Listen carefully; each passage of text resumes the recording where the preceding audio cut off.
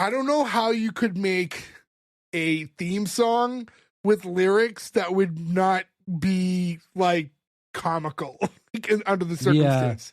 He was fat and she's from Africa. Yeah, you really can't.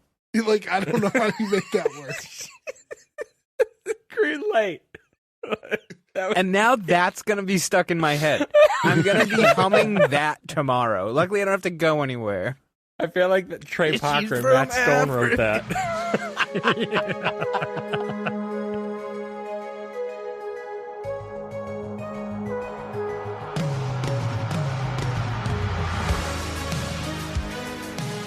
Welcome back, everyone, to S1E1, a show where each week we pick a different sitcom, watch just the first televised episode, and forgetting anything we might know about the future run of that show, rate it and decide if it's a show we want to greenlight or cancel. This week we're going to be talking about Bob Hearts Abishola. Bob Hearts Abishola went 84 episodes with 5 seasons on CBS. They were talking about episode 1, which was called Pilot, originally airing September 23rd, 2019. But to get things started, I'm Jay Gags. With me, as always, the boys, Joe, Ferg, Nick, and Gordo. What's going on, guys? Hey, yo. Yo. 3 years. Happy Wow. anniversary, everybody. Guys, Yeah. I got all of you compression socks for the anniversary occasion. We're all here. I would take those. I would actually I take would those. benefit from those. Actually, my wife needed a pair of them this week, and she said that they were very hard to put on, but they seem to work. I'm wearing a compression sock right now. Are you? I've never Yeah. worn one before. Coming fresh off ankle injuries, I have like not the sock, but the compression like sleeve you put over like half your foot in your ankle. I had to use a compression sleeve on my my elbow for a little bit. It's weird how well it works. I use them when I fly. Very good. You can fly? Yes, that's how I can fly. The simplicity of that joke was stunningly good. But real quick, I guess, to get into just the anniversary side of things. Every time we have like a Hallmark or anniversary episode or a big one, we're always like, oh, I can't believe it. But like, I don't know. It is crazy. Like 3 years. Like it doesn't feel like 3 years. It which does is, not, no. Like the weirdest No. part of it. But it's just, it's wild. We want to do, I don't know. We bring the show up so much. So it just makes sense to make it the anniversary episode. And it's in this final season, so that's kind of like poignant, right? Yeah. And just as far as like, I don't know, the 3 year And this is aspect our of it. final episode. Yeah. Oh, to be fair, going out on Abishola is a good call.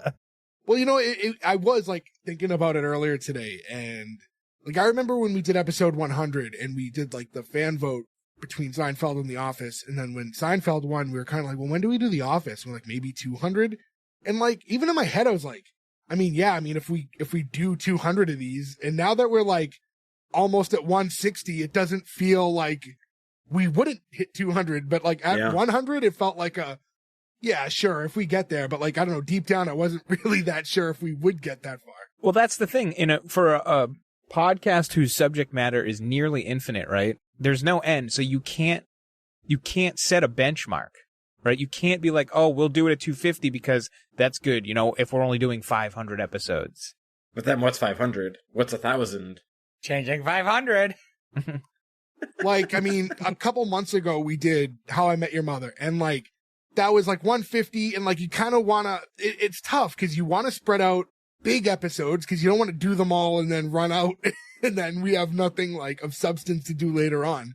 But then also like not knowing like, are we doing this for another few years, for another 10 years? It's like, when do you want to, there's certain episodes you definitely want to make sure we do.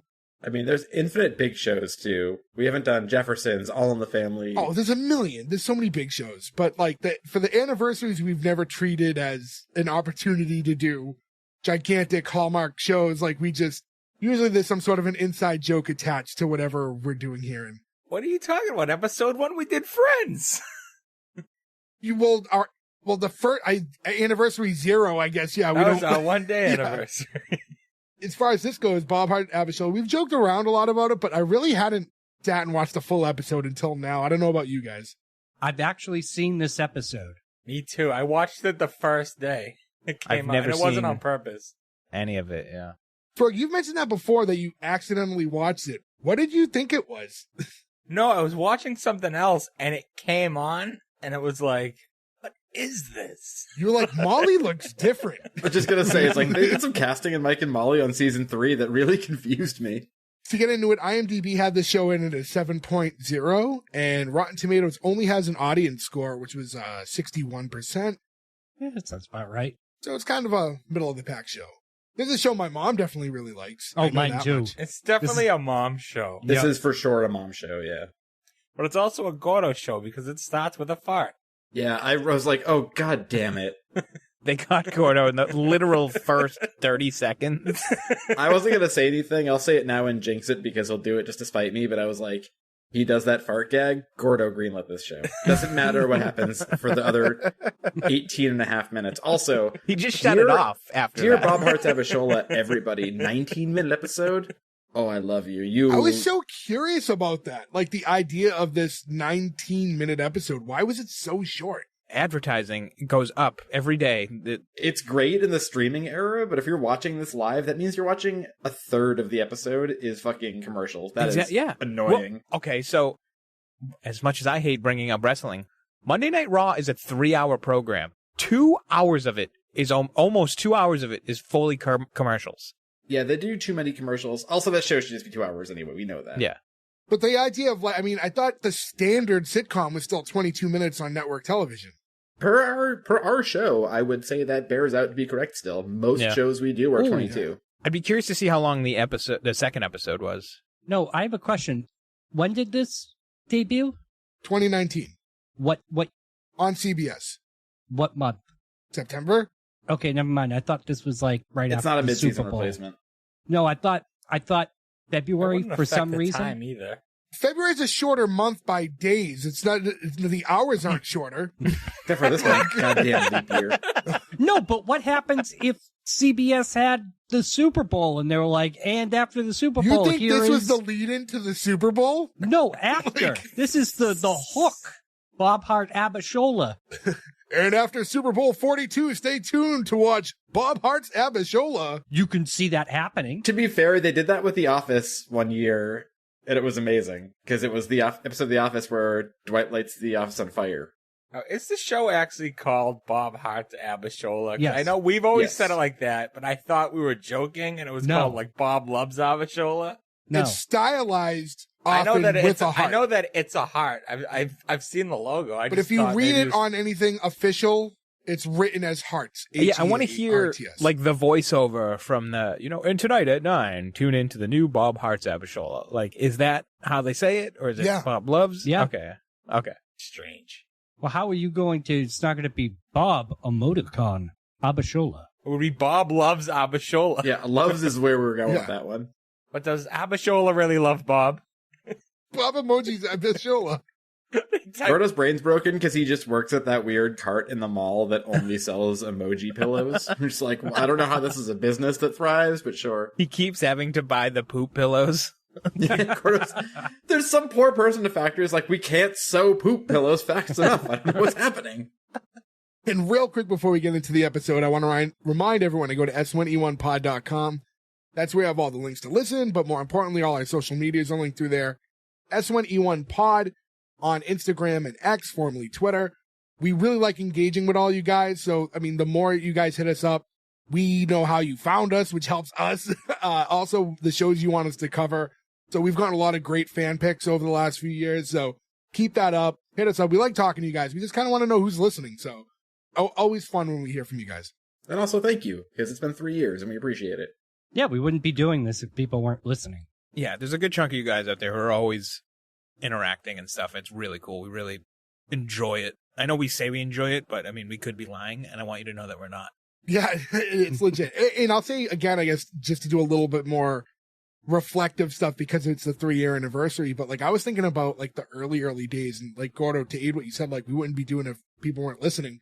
I mean, those first few episodes, like, I remember episode 1 came out, and like, I think we got a lot of courtesy clicks from friends and family to just see what it was like. So like, our downloads were like pretty decent for like episode 1, all things considered. And then you saw that heavy drop by the next one. Like, people like, okay, that's fine, I don't care anymore. And then Yeah. to see like the natural growth over the last few years. And, we joke about it, but like, we're all from Massachusetts originally. Joe now lives in Canada, but like, but like 4 of us still live in Massachusetts, and like there are months where Massachusetts doesn't even rank like within the top 10 states. They're even close. Yeah. So it's like, it's weird because in a way it's like, wow, no one supports us that we know. But then on the other hand, it's also like, we still do okay even without that. Yeah. It's like, it's legit. Like everyone who's listening to us legitimately enjoy it. They're not nepotism watches. Yeah. And those first episodes, I mean, if you guys remember, I still don't do it, but like, if I ever have to listen back on an episode, I'll listen to an MP3 because I don't like to, because our downloads were so low that I didn't want my download to count towards anything, like in the early episodes, because I wanted to track everything. Now it really wouldn't matter. Like one download means nothing, but I'm in the rhythm now. But back then it was like, there were days where the goal was like, I just want to make sure we don't have 0 today. And like, so now it's we haven't had to worry about that in a long time now. No, not even when almost. we first started, I mean, like, I guess we could peel the curtain back a little bit, right? That like we were doing stuff like, how do I say it? Like our now released numbers are like what we were doing like in a month. Yeah. Oh, not even. I mean, like, and I don't like to get too, Yeah, I don't want to get too deep into numbers. Nobody wants that. I mean, now what we do in a week is like exceeds like our first few months combined. Like, it was, So, so thank you again to everyone who's listening. I don't want to make it too much about us, but again, just kind of being reflective as we're plugging our social media. Again, go to S1E1pod.com, S1E1pod on those socials. Yeah, again, to cycle back to the actual show we're doing, Bob Hearts Abishola. So other than Gordo and Ferg both watching this episode in the past, nothing, right? Like we just no curiosity. It just doesn't pop up. I never even saw it like in passing on a screen somewhere. Yeah. Like this is my first ever with it. And I'll say for people who want to watch along, it's a little tricky because I think it's on multiple streamers that you can buy the episodes on Prime, but then like if you go on Paramount Plus, it only had season 5, which is like currently running. And then I went on Hulu and it only had season 4 and 5 on it. Like, where do you start this from scratch if you want to watch it? Yeah, it's strange. It's weird when they do that. Licensing stuff's odd. So, I mean, for those of you who want to watch along, I mean, I'm sure it's somewhere, but it's like on a lot of different things in pieces, apparently. Well, it does sound like there's going to be a mega streamer soon, and I'm sure most things will just end up there. Oh, are you talking about Mount Cock? Yeah, Mount Cock will probably have Mount Cocklu will probably have everything on it. Is Hulu part of that now? Is that a potential? No, they owned by Disney. I was gonna say, I know Paramount Plus and Peacock were talking about a merger. No, it's gonna be funny because we're ahead right now. If this all happened already, That's true. Oh yeah, Yeah. I don't think it's going to happen in like the 3 weeks we're ahead right now. But yeah, I mean, I guess we might as well get into the actual episode itself. Show starts in a hospital, and we know it's in Detroit, Michigan. It says they have these kind of things. The intro does it, and then all throughout the episode, I really like the 3D words that are like injected into like exterior shots that look like they're naturally there. You do or you don't like it? I do like that. Oh yeah, I thought it was pretty cool too. I like it too. I like that even like a little bit later that day. What it reminded me of was, and you don't see it anymore, was, and I think we talked about it when we did Home Improvement, all the little graphics they did in between scenes and stuff like that. You never see that anymore, and this was like the closest I've seen to it.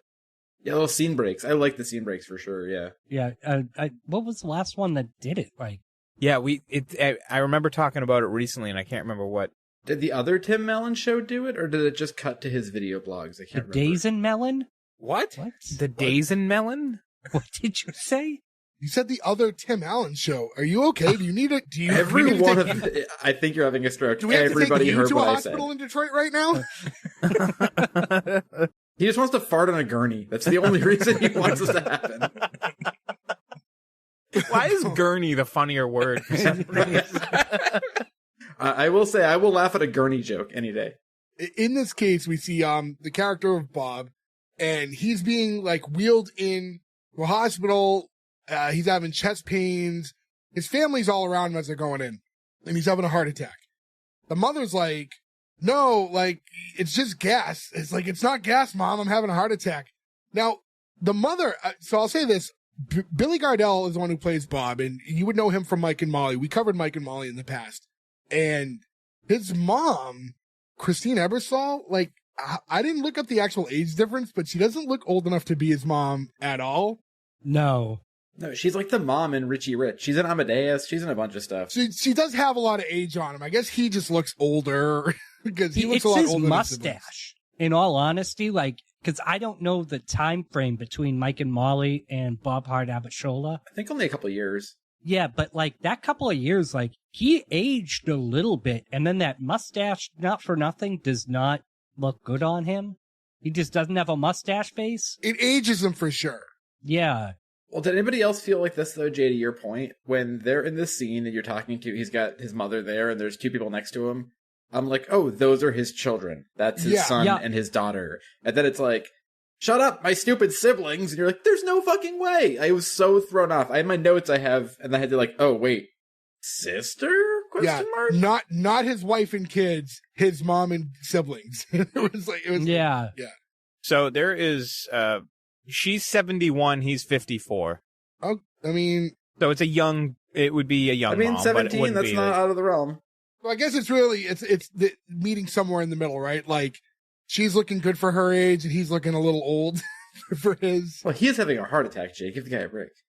I mean, yeah, quote unquote having a heart attack. What if she had a mustache? Would she look old enough? Possibly. Okay, so I think I brought this up when we did Mike and Molly. How do you guys feel about him, Billy Gardell? Because I think he's great. He's just like inherently funny. Yeah, right? He doesn't have to try to make me laugh. He has I don't know very if it's just casual delivery, and the way he like just it always feels very. And I'll be honest, I've seen now one episode of Bob Hearts Abishola and one episode of Mike and Molly, but in my limited experiences, he has this very casual delivery that feels very natural, and I think that flows in both shows for sure. He reminds me of a like comic from a different era. Like he'd be from like the John Belushi era, and like I could see him in like Blues Brothers or something like that. Yeah, I feel like I get hints of, and it's not just the fat thing. The Kevin James, I feel like, is in there a little bit. It's a fat thing. It's just a fat thing. The next point, though, first point too, though, I also can see him being like a Henny Youngman character too, like. Oh, old Henny Youngman. Well, your class, like, take my wife, please, like that type of joke, right? Like that type of comedian. And also, while we're going over some of these characters too, like his brother and sister, both like sitcom veterans at this point. His sister, Christina, played by Maribeth Monroe, who you would know from Workaholics, and the brother, Douglas, who's Matt Jones, who you know as, he was a Shroot. He was the cousin. He was also, in Breaking Bad. Yeah. Was he Skinny Pete or something? He was one of the meth heads. Yeah. He was one of like friends. Like Jesse's friends. There, yeah. I know we've talked about it before. I'm sad we didn't get the farm. I'm glad we got Silicon Valley, but yeah, I love the Dwight extended family. I think they needed to give it time. I don't get why that episode is so hated. I really liked it. Me too. We say the Wild Oats thing all the time. I think if they had like taken a season off and then Dwight returns to television, I think people would have been all about it. But I think by like that end of The Office, people were already like falling off of it and just kind of ready for it to end at that point. So I think people were mad. Again, I am a defender of season 9 of The Office, but the first half of that season is very different than the back half. I remember Joe once said his favorite character on The Office was the boom mic holder. He did. He loves Brian. Again, he's great in Silicon Valley. He's good in Silicon Valley. Yeah. Trace Comas. Doors that go like this. This guy fucks. This guy fucks is the best sentence ever. So anyways, we flash to later on, and now Bob is waking up from his like drug-induced, like, not coma, but you know, it's wearing off. He sees Abishola in the room with him, and that's his nurse, and she's just kind of like, you know, doing all the regular nurse stuff, like, you know, checking vitals, doing all the shit. He opens his eyes and sees her, and he's like, pretty. And she's like, what? He's like, oh, you look like an angel. And they're starting to have some, you know, just kind of like banter. He's just trying to figure out what happened. She says that they put some stents in, 3 of them. And he's like, is that a lot? She's like, for a man your size? No. I will say this though. I'm sure we all know people who have stents in, and I'm sure we're all going to have stents in. It's one of those things they just figured out where it's like the American diet and the way we all live, eventually you will need to clear up some arteries. It's just sadly like how we've all lived for so long. And nowadays too, like stents and bypass surgeries are such like a Well, he had a full-on heart attack, but in general, a lot of Yeah. these surgeries are like, they don't even, like, you don't even sleep overnight anymore. They kick you right out. They really have to do a lot of work to keep you in a hospital overnight now. They do not want you to stay. No. Abishola, she's of Nigerian descent. Is that correct? See, I thought she was Kenyan. No, Nope, she flat out says, like, Nigerian, I believe, in the episode. Yeah, she does. She So does say she in the wasn't episode, Kenyan at all. Nigerian. No, Nigerian. Can you fit these nuts in your mouth? That was the fucking thing you were going for. I regret that we had a recent episode where we laughed at your jokes because now you think you're on a roll, and now you're forcing them. No, what are you talking about? This would have been the perfect time. Yeah, Right. if she was Kenyan, yes, then you would have had an excuse to do it. But she wasn't Kenyan, so you just shoehorned it in terribly. Even after it was like, oh, she's not Kenyan, and we're like, no. He's like, too late. Already thought of the joke. But Gordo, help me out real quick. I'm drawing a blank. Can you remember the actress who plays Abishola? What's her name? Oh, Abishola. Abishola. Jay, do you want to take a crack at it? No, I don't. I really don't. 'Cause, I read it. I read it and I went, oh boy. For the good of the podcast, And the bad of any job employment for prospects you're going to have for the next 30 years. Gordo, do you need me to send all it right, to you? I'm going to say it's Folake Olowofoyeku. And he's not. I don't think he's far off. I also think it's Folake. Folake Olowofoyeku. Olowofoyeku. Yeah, Olowofoyeku. I'm looking for one of those, like, how it's pronounced things, but it's not listed on Oh, she's got to Wikipedia. be on, like Letterman's not a thing anymore, but, you know, who's the Late Letterman? night shows and stuff, yeah. That's, by the way, this has happened like over the last few years. That's Gordo's metric. Like any late night host will never mispronounce a name. So when in doubt, check what Seth Meyers said. Yeah, like if Jimmy Kimmel said it, it can't be wrong. Letterman. What did Letterman call her? How many Steve Allen shows was she on in the 60s? So Bob's laying in the bed and he has to take a piss. And he's like, do I just go? She's like, no. And she's like, let me help you up. And, you know, he's getting up and they kind of have almost like a little moment, like inadvertently here because, he's like, This is a meet cute. she's trying to help him, you know, walk. And he's like, it's okay. I got it. She's like, you've got nothing. Lean on me. So just like, you know, it gives them that little bit of a, Lean on me. it like, it has like that kind of double meaning in that point. It does, but this is also like the weird thing where like people think that like their barista is always hitting on them. It's like, she's so nice to me every day. It's like, that's also her job. You know what I mean? Like, she's just not being a shithead. She's being a good person. I don't think this is flirty from her. I would have went with strippers. When people think strippers like that. The Hooters waitress, I think, is a classic. I mean, I think all of those fit, yeah. I think they also all show our personality types, and that's where we all went. While they're walking to the bathroom, Bob asks Abishola, like, to show her socks to him. And she's like, what?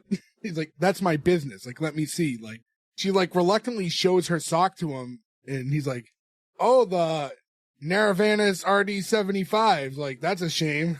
I did look this up, by the way, and I was not able... I thought they would maybe use, like, a real sock number, but I was not able to find one. Yeah, I mean, I don't know if there's even, like, socks that have... I mean, I'm sure there are, like, product code and stuff like that, but as far as the model numbers, like, does that really exist in the sock world? Like, I mean, underwear does. I'm sure it has to, yeah. I know socks by, like, you know, crew, ankle, knee high, like... I've done a lot of backstock and shipping and receiving at retail stores when I was younger, and American Apparel especially, every article of clothing had like a number and a letter and all this. I don't remember what the socks were, but... So she's asking what's wrong with the socks. And he's talking about how they're made cheap in Vietnam. And like one wash and they get all like droopy in the top band. And I'll say he's going on talking about it's like they use a synthetic latex, and he starts name dropping his sock company because that was the whole purpose of the conversation, that he owns a sock company. But when he's talking, just again, that delivery, I'm under the belief that this guy knows something about socks. Like, Yeah, he's a sock expert. It's specific though, because it is specific to only compression socks. Like when you look up the synopsis of this show, it's like Bob owns a highly successful, very competitive compression sock medical supply company. That's a very specific sentence. Yeah, you're not going there for your standard no-show socks that you wear with your sneakers. Or like my fish socks. Or Gordo's fish Sure, socks. I usually go plain black or striped. Oh, I have at least 30 different goofy printed socks. That doesn't surprise me. Like hedgehog, like a running hedgehog. This is hedgehog. Hedgehog. You wear them with your spoiler Crocs. No, it's his croc nuts. His croc nuts go with those. There was a point, I think a decade ago, I used to wear white socks. And I was like, nope, we're going to make the switch. But in order to do that, I had to throw out every sock I owned in the house. And then we started fresh with just black socks. You know what's funny is I think about this occasionally. I remember being at Jay's house years ago, taking off my shoes, and your mother cursing me for wearing black socks. I was like, I didn't know this was such an offensive thing. My mom, modern day, still doesn't like that I now wear black socks. Why is that a thing for her? She's under the belief, I don't know if it's true or not, but if you sweat or if they get wet, the ink can seep into your foot. That can't be true. It's I've noticed that with a lot of clothing now. If you buy a button-up shirt somewhere, if you buy a button-up shirt, the tag always says wash this once in cold water because it will bleed otherwise. But I just wash everything before I wear it now, and I've never had socks turn my feet black or anything. I don't always do it with t-shirts unless sometimes you get a printed shirt in the mail that just smells like fucking vinegar or something that then you have to. But sometimes a shirt, maybe not on the first. So anyways, they get to the actual bathroom and she's like, all right, go ahead. I'll leave the door open. He's like, no, wait, hold on. I'm pee shy. And she's like, well, what if you fall down? Who's going to pick you up? Not me. And then I'm thinking, well, then why does the door need to be open? Because you're not going to pick him up either way. Right. So he goes to start peeing. As he said, he's pee shy. He can't get it out. Do you guys have public pee problems? No. I drink so much liquid in the course of a day that it's I dare you to stop me from peeing. I'm the same way. I drink a lot, a lot of liquid in a day. And as you guys know, I don't know how many stories have been told on the show already, but I have zero issues peeing anywhere. So yeah, you just walk up to the stall, drop your pants down to your ankles, and you just stop peeing. Well, that's a different situation. We've talked about that. That is a retired move of mine. But yeah, if I have to pee, then nothing's going to stop me. I don't care what's going on. Do you get up in the middle of the night? I'm a once a night peer now. Literally, No, the I'm not day I that old. turned 30, everything changed. Sometimes. I can make it through the night, yeah. Yeah, I never wake up. I've also upped my liquid intake recently.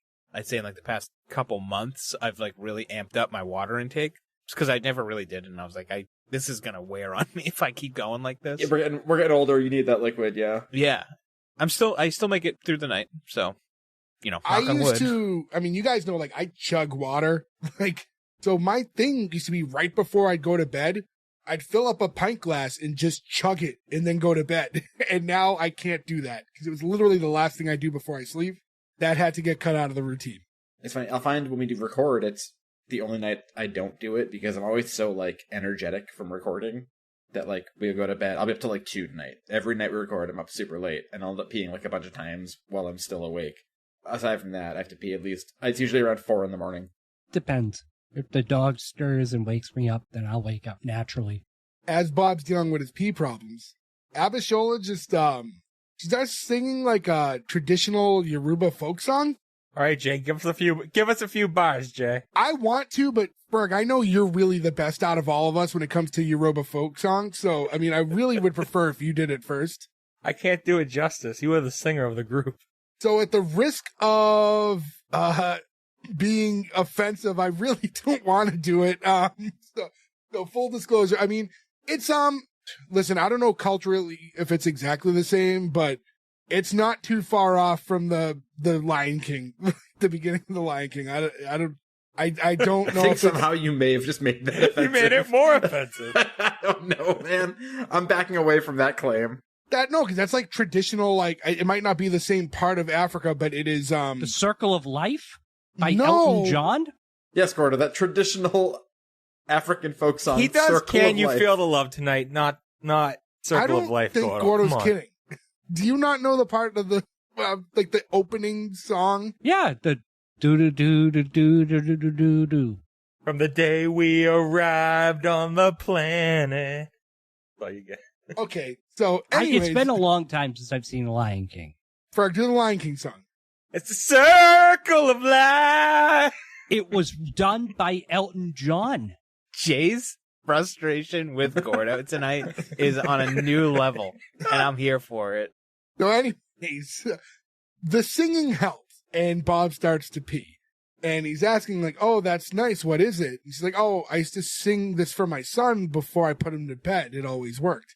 So I guess this is like the magic song that will either help you sleep or pee, depending on when it's needed. I wish it had both effects on him. Like, you just say a thump. And she's not picking him up. He's a heavier guy. Just a wall of piss comes out of the bathroom. You ever seen somebody on their back piss themselves? It's not fun. I think I've seen Gordo too. I mean, to be fair, it's probably true. When he comes out of the bathroom, at first he's trying to make small talk, and I love that she just instantly yelled at him to go back in and wash his hands. Good on you, Abishola. I'll say, and I don't know why, but there are like a lot of people of like similar descent from her who have like those same nurse jobs for whatever reason. Like, but it's not uncommon. So like, I see like why she was cast in that specific role, and because I've seen nurses that are like Nigerian and stuff too. Like, it felt so natural to like see her in this role. Because they go to medical school there, and then they come over here where the pay is better. But a lot of that stuff doesn't transfer from like country to country, because I've seen a lot of that. Like, I know people that like I've worked with in the past who are like doctors in their respective countries, and then for whatever reason, not everything you can't just like move to America and like have the same degrees transfer depending on when you went to school. I believe you have to not do all of medical school again, but you have to redo your certification, right? Your certification. What's the part of when you get out of med school but you're not a doctor yet? The and board, you're doing, like, residency. Residency. You have to like residency and stuff again. But you're still getting paid though. So, and it depends too. Like, I know like a lot of physicians, like, I mean, that's just another word for a doctor, but I mean like family physicians, like PCP. But a lot of them like leave the medical field, and they're like, oh, I was a doctor in my country and now I work here with you at the airport. Huh? But when I lived in Boston, the nurse at my primary care doctor was Nigerian. She was super sweet, very nice lady. But the one long exchange we ever had was I had to fly for the first time ever, and I was like, I called my doctor. I was like, I need like you to prescribe me pills or something because I'm flying and I'm like super nervous. And they're like, yeah, just come in. And like they got their wires crossed. She like takes me into a room and she's like taking my blood pressure and does like all this stuff. I'm like, this seems aggressive. I just had a physical like a month ago. And she was like writing down a notepad. She's like, so where are you going? And I was like, San Francisco. And she was like, she thought I was going to like, she's giving you your shots. Yeah. Yeah, like another country. And so like they were there ready to do intake and do a bunch of pills. And then she like started just yelling, like angry, like, oh, I'm so sorry. But I got the Xanax. When Bob and her are walking like back towards his hospital bed, he's trying to like turn the charm on a little bit and like crack these like small jokes. But like she just like that combo of like that humor like is not processing with her. Also her not finding him funny. Like I really like the dynamic there. Yeah, I love the joke when it's what's your name? She goes, Abishola. He goes, oh, that's my mother's name. Yeah. She just doesn't respond at all. It's like in Coneheads. My mother went there. He's asking her like what that name means too, and I guess it like I don't know if it actually translates this way, but she says it means born to wealth. And he's like, oh, so you just work here for fun? It's not like it's not one of those ironic things like when they call me Slim, and she's like, you are not Slim. It's like, and again, she just doesn't get like that level. She's of like robotically not sarcastic. Well, I mean, Gordo, you spoke in the past. You said like, you know, where your wife's from, like there's like that humor level is like, they take things very literally. So like, I'm wondering if maybe there it's a similar situation where it's just, there's less, you know, it's a more literal area maybe. I mean, it could be. It also could just be personality. Like my wife is notorious for, she will say it, she does not have a sense of humor. So this is like our interaction. Yeah. But I know she'll like, it's it's kind of cute, like watching this, because it's almost kind of like watching us a little bit, because like I'll crack a joke and my wife would be like, no, doesn't work. And, you know, it's the same kind of dynamic here.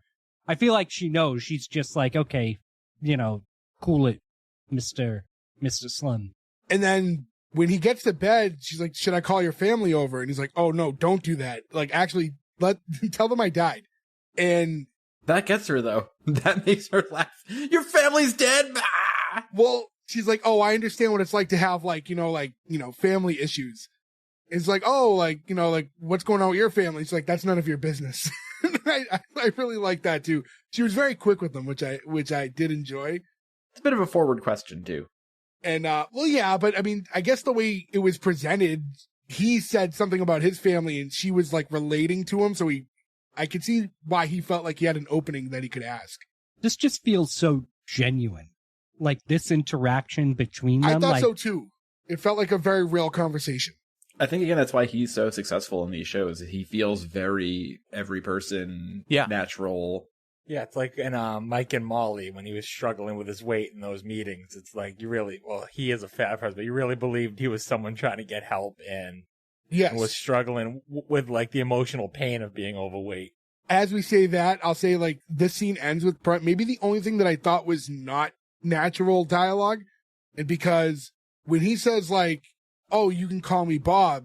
And like the whole thing is he laughs because when she pronounces his name with her accent, it's more like Bub. And he's like, oh, and she's like, why are you laughing? And it's like, oh, well, I never really liked the sound of my name, but when you say it, it sounds kind of nice. And like wants her to say it again. He's like, yeah, it's way better than Bob.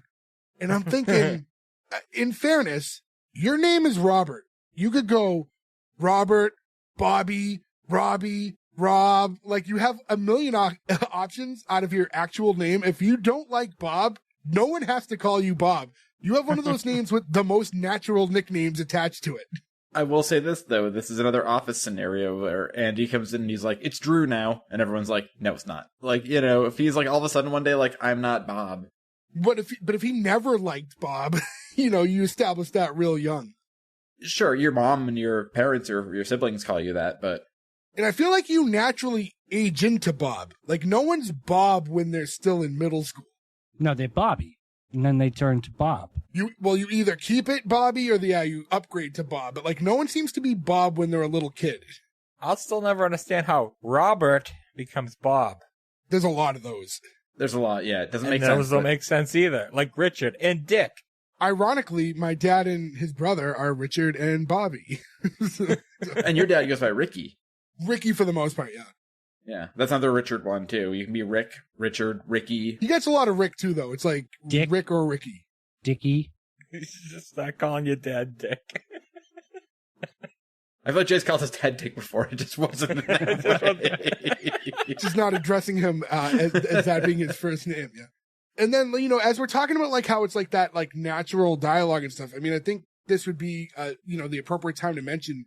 Show is created by Chuck Lorre, who has created a million shows, has written on so many more. We've talked about him a ton of times. He wrote the soundtrack for the Ninja Turtles movie. Yes. Yeah. No, he wrote the actual theme song to the Ninja Turtles. Yeah. But he created this show. He created The Big Bang Theory, 2.5 Men, Dharma and Greg, Grace Under Fire. I mean, literally a bunch more. Just to name a few of them. And then just additional writing credits. He wrote episodes for Roseanne and Charles in Charge and My Two Dads and somehow the Toxic Crusaders. But I love the Toxic Crusaders. So it's just Chuck Lorre has like such a historic imprint in television. Now, how many shows I went to try and see how many shows we've covered.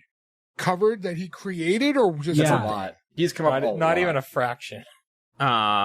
Big Bang Theory. Big Bang Theory and Grace Under Fire are the only ones I think that he created. We didn't do Dharma and Greg, right? Not yet. No, but we did Roseanne. You're thinking of Will and Grace. Yeah. Grace Under Fire. Mm-hmm. He did Young Sheldon. We did not do Young Sheldon. We did not do Young Sheldon. Wait, we did Dahmer and Greg. No, we didn't.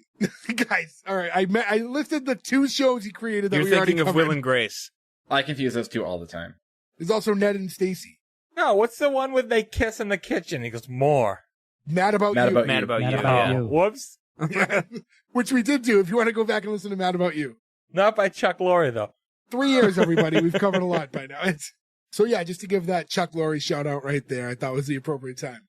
And then we get into the intro of the show, which is just more like traditional music from Nigerian music with it's that same thing where I was saying how like the 3D words that are interjected and like into like real scenes. It's just that. It's just names kind of everywhere. And then we finally land on the names Bob and Abishola together. And then a heart comes up. It was fine. I thought, for a show like this, I thought it was a pretty standard, easy intro, and it works. Yeah, I don't know what I would expect from Bob Hart Abishola.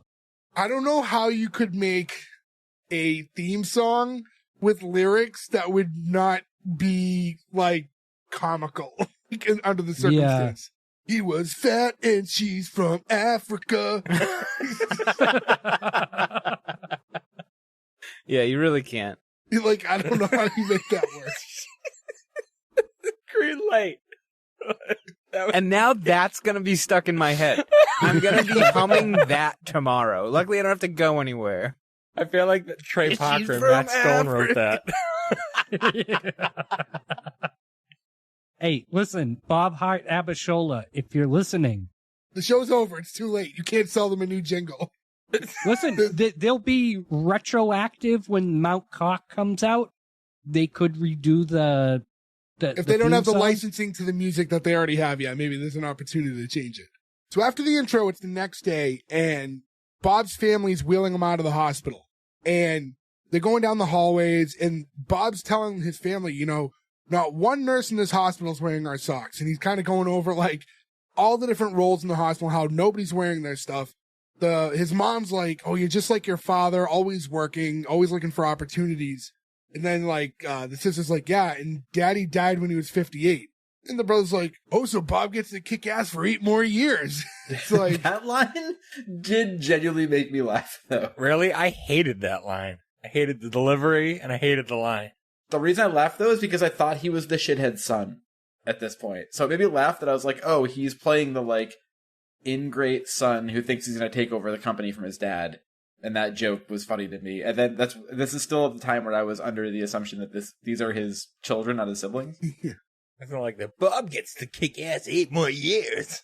Now it's he's offering that's Doug, and he's offering to set up a meeting and like, oh, we'll get what was her role? Sales and marketing. The sister is sales and marketing. And, we'll get them together first thing in the morning. And she's like, oh, I can't. Like, I have therapy in the morning. And then he goes, tomorrow's not good. Sales and marketing has therapy. Bob's like, Christina, your marriage ended. You wanted a job. I gave you a job. Do the job. And it's like, well, I get sibling arguments, but like, I have scheduled therapy. Like, I don't know if that's the moment to be upset with her.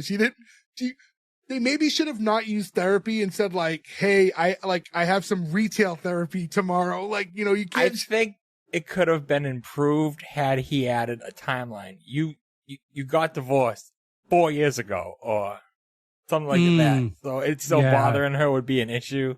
It just didn't seem like the appropriate time to get worked up and yell at her. But I do like the brother being like, that's a very HR thing to say, right? Like, we can't do it. She has therapy. That's an HR comment, Like when the mom says, don't yell at your sister, Bob. And he goes, I'm not yelling at my sister. I'm yelling at sales and marketing. It's also why you don't work with your siblings or your family. I mean, I get it's a family business and like, but yeah, I personally, who argue with my family all the time, regardless of whether or not, like we love each other, but we are a yelly family in that regards. I'd like to blame the Italian in me. I could not work with my family all the time. Giuseppe. Jay, you can't even ride in the car with your brother for 5 minutes without fighting. If you guys work together, you'd kill each other. Yeah, I feel like we've all been friends so long. How many times have we seen just a full family yell at your house? But that's how we show love in my house. Yeah, I was gonna say though, but you've never ever been like, we haven't talked for a month or anything either. It's always very quick and over. Not with my mom or brother.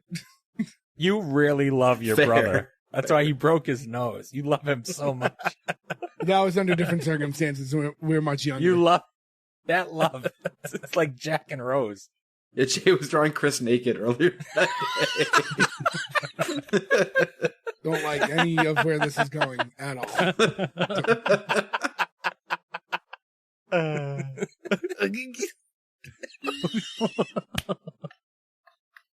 Moving right along. So as they're going, Bob asks them to stop for a second because they reach like that main desk area, and he was trying to see Abishola.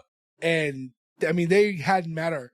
And he's explaining, oh, there was a nurse. She was just really nice to me. I was hoping to, just say thank you. And the brother's like, oh, I've seen that movie, Sexy Nurse, Late at Night, happy ending, fully covered by Blue Cross. And he's like, that's why we need human resources.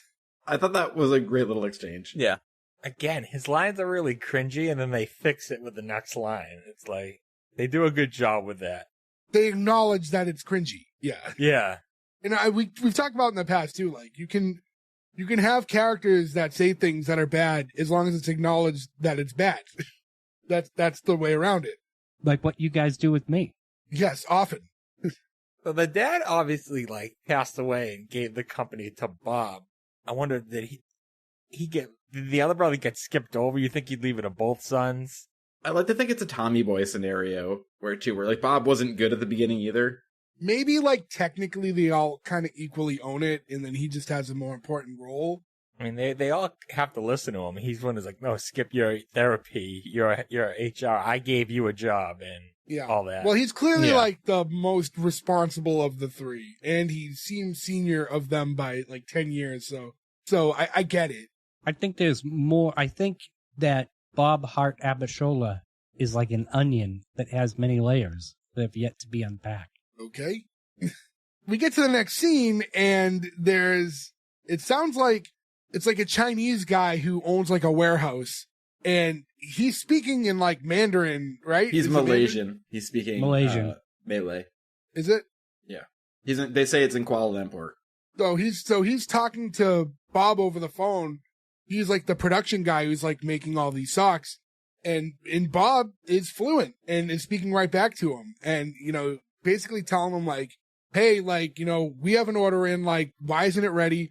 Did you take a Nike order in front of ours again? And you see clear as day the Nike socks that he's putting in the box, and he's like, no, I didn't do a Nike order. I thought that was a good touch. I just Bob's reading. Sorry, Bob is speaking, and what is it? Malay. Malay, and the only word you get is Weather Channel. Yeah, he stops. It's like the Worcester, Boston. I liked when Doug jumped in at the back end of the conversation. It's almost to say goodbye, and you're oh, he speaks it too? That's crazy.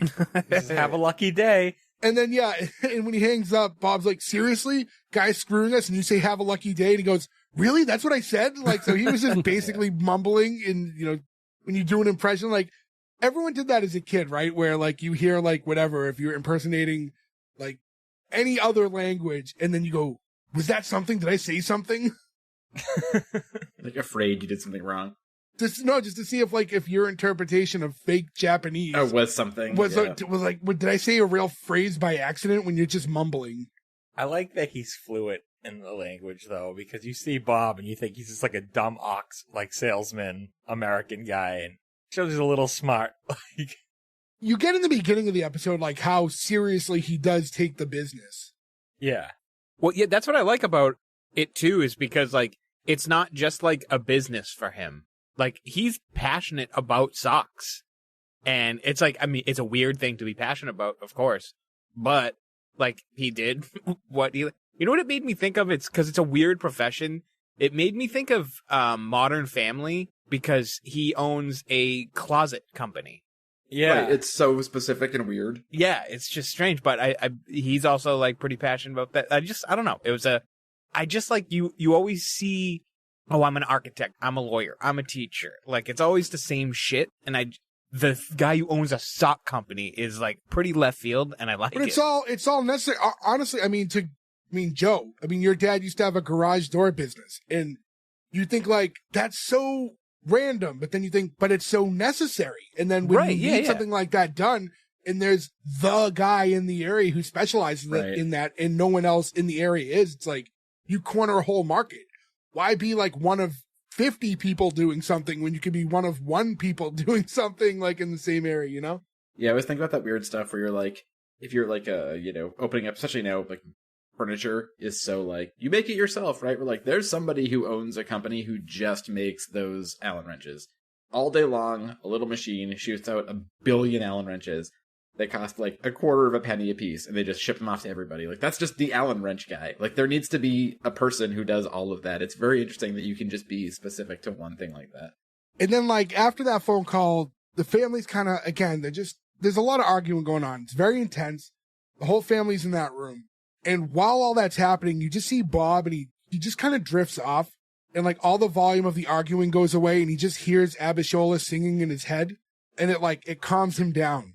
And I actually liked at first they're showing him just reacting to it. And I thought it was actually funnier when they flipped the camera and you're still just hearing just the audio of her singing, but you just see the, in mute, like the family just arguing and looking at him the whole time. That's a fun little device. It's kind of going to his happy place now. I think it kind of showed too that that's new for him. Like, I think the smart thing of that writing is that like he's able to do this now, but clearly wasn't before he met her because he is having a heart attack over stress. You know what I mean? Yeah, fresh off a heart attack. It's kind of good that he has this thing that he can escape with, you know? Yeah. His happy place. We go to later on, and now we're back at the hospital, and Bob walks in with this bag of socks that he promised Abishola. And he walks up to the desk, and he's asking the girl sitting there if she's there, and she's saying, no, she's not here right now. She's like, today's her day off. And that was Will's mom on Fresh Prince. Yep. She played Vi. Yeah. Yep. She's been in a million things, by the way. If you go through Vernie Watson Johnson, she's been in shows we've covered. Yeah. I was gonna say she's been a nurse in things we've covered. She's been in like almost every sitcom ever for an episode or so. You're like, it was crazy. I was going through her whole IMDb, just like, oh my God. Like, just the amount of shows was insane. Wasn't she the nurse in the sperm doctor? At the sperm bank in Big Bang Theory? I know she was in Big Bang Theory, so it might have been. That's crazy too. When you look her up and you look up how many episodes of Fresh Prince she's in, it's so few. It was like 15? Yeah, 15 over the course of 200 episodes, but she's burnt in your brain forever as Vi, Will's mom. Which is like a credit to any character that has like that kind of a lasting impression when you have like a smaller role. Too bad it's really hard to like Will Smith these days. What a bummer. Yeah. That's a story for another day if, we cover Fresh Prince. When he's explaining, like, oh, I have all these socks for her, she's like, socks? And he's like, yeah. And then, again, kind of always half salesman at all times, right? So he's explaining, like, all the positives to them. And she's like, well, do you want me to just give them to her next time she's here? It's like, actually, like, I'd like to give them myself. You think I can have her address? And I was thinking, like, that's a bit much. It's a ballsy ask. Okay, I was going to ask you, do you think this is sweet or borderline stalkerish? A little much. Stalker. Yeah, a little combo here. It's you don't ask somebody for their He's address. He's sweet throughout this episode, but a lot of his actions are crossing lines. He could easily come back another day. Like, he'd come back to the hospital a different day. Could you tell me what day she's working? Exactly. Oh, yeah, like, do you know, like, her next shift? Yeah, that's an okay thing to do. Paying this girl, as we find out, she eventually gives the address through payment. So he tries to pay her in socks. Yeah, he tries to bribe with the socks. He says, you're going to have to give me money. Again, though, too, specific. If someone was like, I'll pay you in socks, and they were socks I really liked, I'd be like, ooh, maybe. Like, they're compression socks, though. But like, well, those aren't everyday socks. It's not like a deal for me. Yeah, but the $100 can buy a lot of compression socks. That's true. This guy's showing stalkerish behavior. You do not give the address of the person up in that your situation. Friend and coworker. Well, they address it later when she's like, here's half the money. I glad you're alive. If he, he's a sweet guy, but what if he wasn't a sweet guy and she's just meeting him and he's asking for her address 5 seconds into the meeting? So, that is a super, super risky move. If one of you guys died because I gave somebody your address for $100, I feel pretty bad about that $100. $500? We're not that good of friends. I don't know, one pair of socks? Gordo gets sold on one pair of compression socks that don't fit him. He's just wearing it like a sleeping bag. Use it as a condom. So he gets the address and he goes right to her apartment. If you noticed, 316, that was the door, right? Oh, I didn't notice. I missed that. So gets to the door. First, do you think she takes a better stunner than Vince McMahon? It's impossible not to.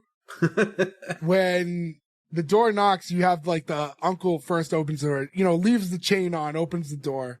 And, obviously there's this stranger at the door saying like, hey, I'm looking for Abishola. And, he's like, oh, I'm sorry. She's asleep. She was working really late. What do you want? Is she in trouble? And he's like, no. Like, he closes the door. And like, I like when he's sidebarring with the aunt. It's like, they don't know what's going on. They're just like, something has to be wrong. There's a white man at the door. Like, when has that ever been good? That's a very funny line. You get very little of this uncle, and he became my favorite character in that short amount of time. Like, this actor too is in a million things, and he's amazing. He's Castillo in the Miami Vice movie. Ooh.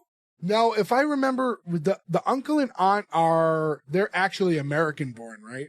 In real life? I believe they are. I believe he's American born and she's English, maybe. Okay. Also, they do a deceptive thing here, too, where he's talking to her and she sticks her head under his. I love that. And it's very funny, but you're to assume she's like 4 feet tall. Which I thought was like a funny gag. And then we cut back to them talking and you're like, oh, she's not. And that is even funnier because you're like, how did she do that? Such a weird angle she would have had to be at to put her head that low. Yeah, like there was like 2 like grips holding her upside down. They get Abishola's son next, and now he's gonna go and open the door. And again, it's just kind of they have a brief interaction. He's like, "Hey, I'm here with these socks," and then boom, shuts the door. Again, they're all kind of having this. They don't know how to address this. Like, I don't know why. They seem very nervous by his presence, like maybe more so than what he's giving. I understand it's weird. It is weird for sure. I mean, imagine now, I live in an apartment building that has an outside and an inside door. If someone was just knocking on my actual apartment door and was like, hey, I have socks, I'd be like, what the fuck is going on? Yeah. You'd be like, what kind of fish is printed on them? Yeah. Do they come in hedgehog print? Are there nuts on the back of them, or do I have to sew my own nuts on the back of them? Did I tell you guys the dumb thing I did apartment building recently? No.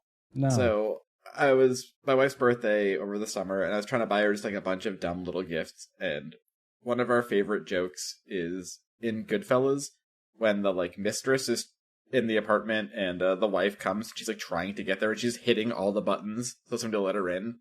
And she's like, "There's a whore living in your building. She lives in 2R." I, as a joke, got like a 2R plate made for an apartment door, and it was supposed to be like this big, and like this is taking forever, and then like a giant fucking package ended up in the mail. I don't know whose door this thing is for, but it's like this fucking big. I was like, this joke is now fucking so weird, and now we just have like the world's largest 2R bookmark. I also found it funny when the family's sidebarring, when the aunt assumes it's because the uncle steals ketchup packets from Wendy's. Like, this is that a cop would be there for that? Yeah, like he's here to investigate all the missing ketchup. I would watch a show about ketchup cops, though. Condiment cops? I mean, he is a cop in Mike and Molly. That's true. This is the, continuation of that, right? It is not. Sock cops? In Mike and Molly, he plays Mike, and in Bob Hearts Abishola, he plays Abishola. he plays Abishola. I met this nurse named Bob, and I really like her. I didn't expect that. So while they're all having the sidebar, Abishola actually wakes up and asks what's going on. And they say, hey, there's a big white guy out there with a bag of socks. She finally opens the door, and he's like, hey, remember me? She's like, yeah, Pea-Shy Bob. Low-key, one of the funniest lines in this episode is the aunt being like, what did you do for those socks? Implying that she had a sexual favor for a paper bag full of compression socks. Yeah. Compression socks at that. He goes to give her the socks, and I don't know, he's trying to sell them. He's like, hey, check it out. Like, don't be afraid. Like, pull the band. Like, he is such a nerd about these socks. Like, he is legitimately very proud of them. It works, though. She's impressed. Yes. That's true. She was a big fan of the socks. Well, one thing we have learned throughout this episode, right, from all the description and then when they're actually being worn by people is Bob does make a quality sock.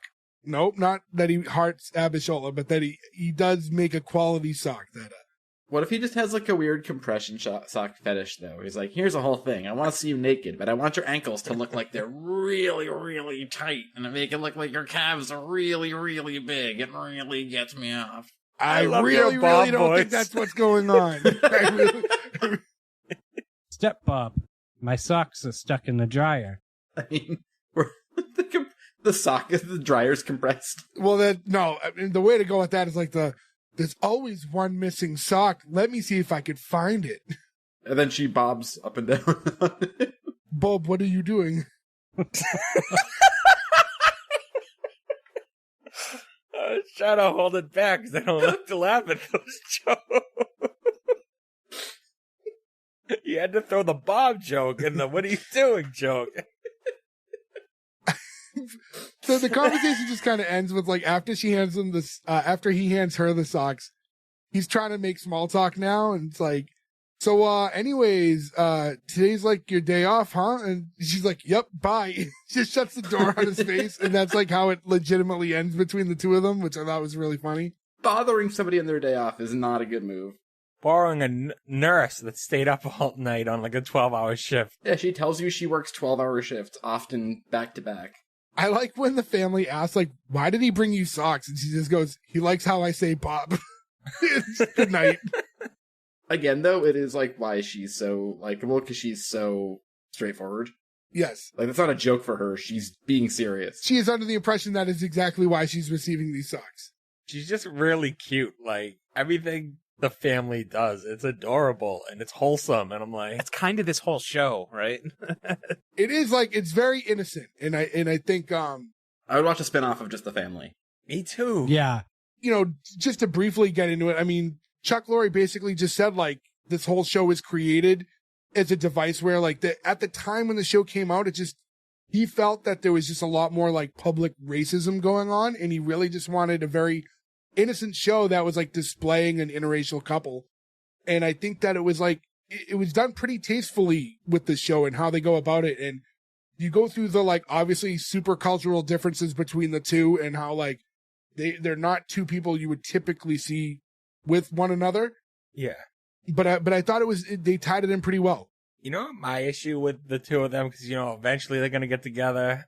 It's the same issue with his siblings looking like his kids.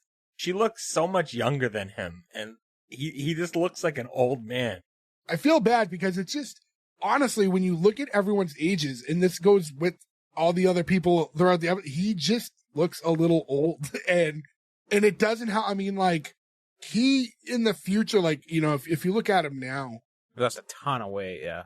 Yeah, he looks totally different now.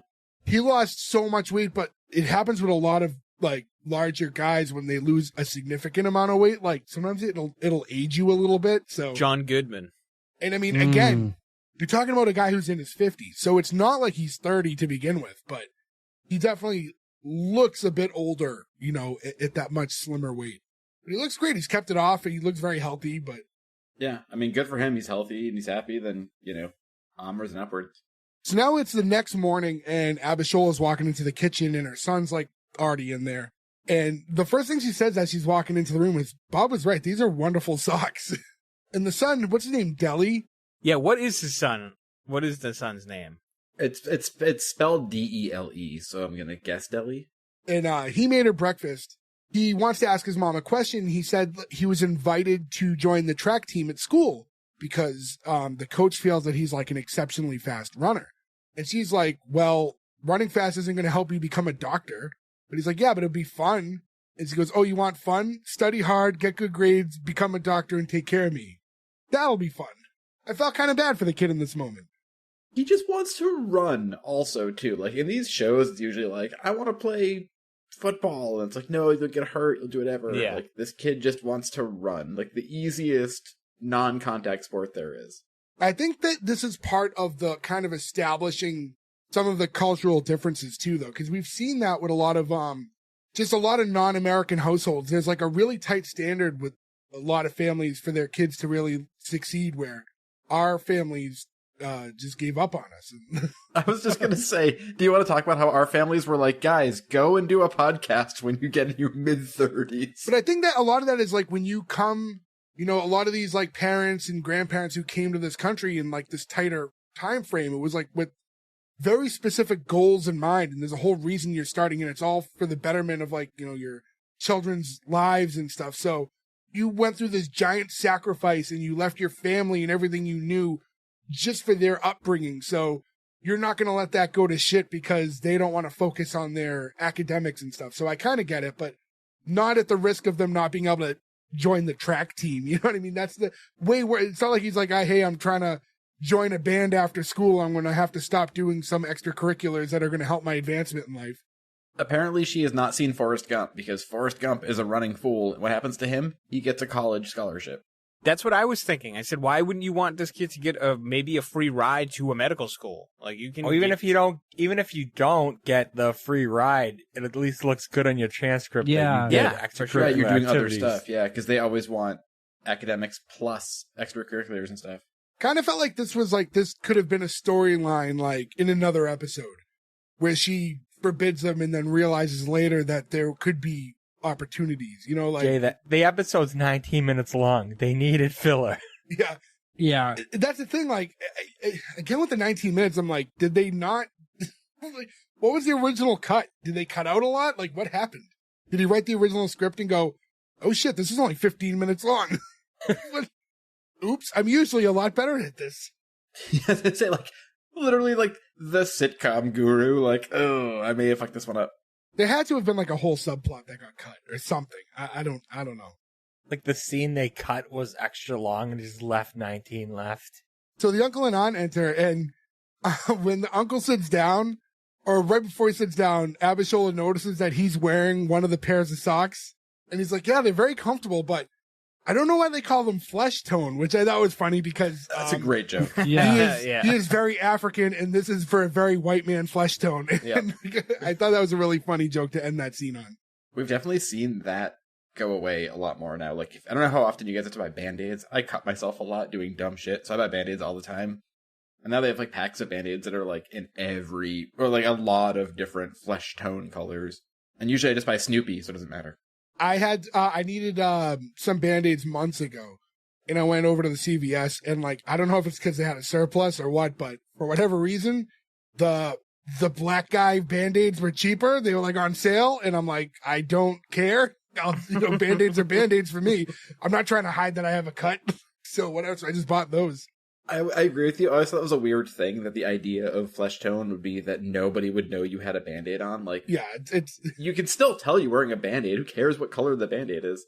Like, I'm sorry that the Band-Aid around my finger is brown. Like, it's like what does that matter? Like, oh no, I've blown my cover. Now everyone's gonna know I have a cut.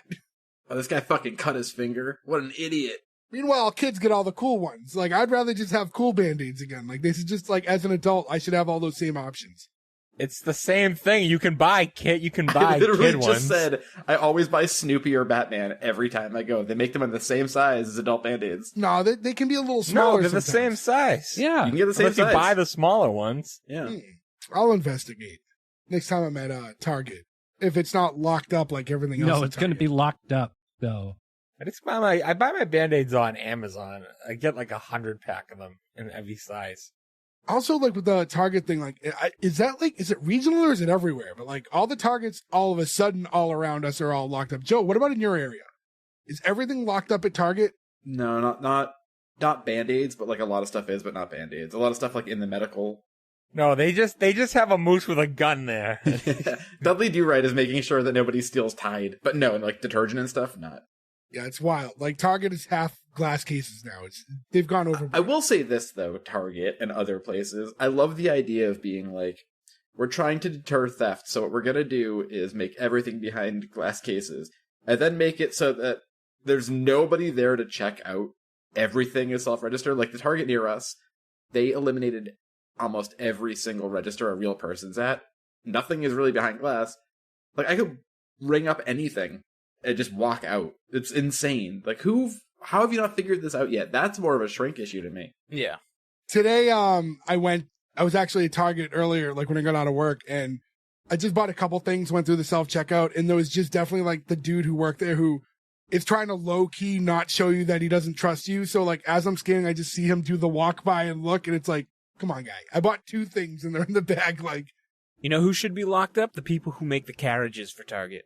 Because those carriages are the worst thing I've ever... Like, sometimes I'll just go in knowing I'm going to have to carry something heavy out, dog food or something like that, because I cannot push those things around. They're the worst carriages ever made.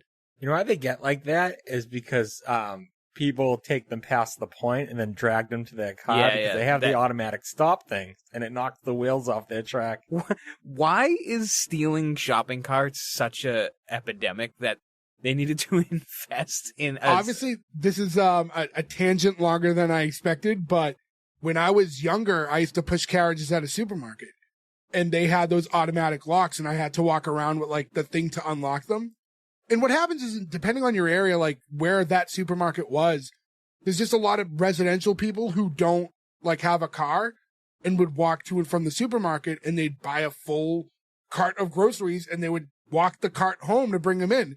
And the millions of times I would see someone walk, that supermarket had a particularly long parking lot, and watch them walk all the way down just to see the I've seen people go ass over because it happened so abruptly, and it's amazing every single time. Good, they deserve it. Of course, you're trying to steal a carriage, one way or another. Regardless of what your situation is, like, that doesn't make it okay for you to steal the carriage. I mean, they can't be cheap. I know you're buying thousands and thousands of them, but they're heavy, they're big, and you have to ship them to every store.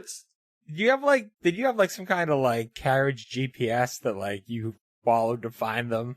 No, so, I mean, we'd have the locking mechanism, and I remember there would be a point where, like, someone might call and be like, hey, I saw one here, and it'd be a few streets away, and they'd be like, hey, would you mind, like, walking and grabbing it? And you go, okay.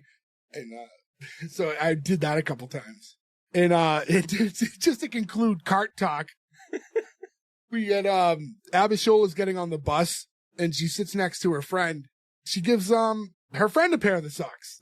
So, and her friend Cammy here, she's one of the creators of the show. Oh, is she? I honestly had no idea. She's a comedian and one of the writers creators.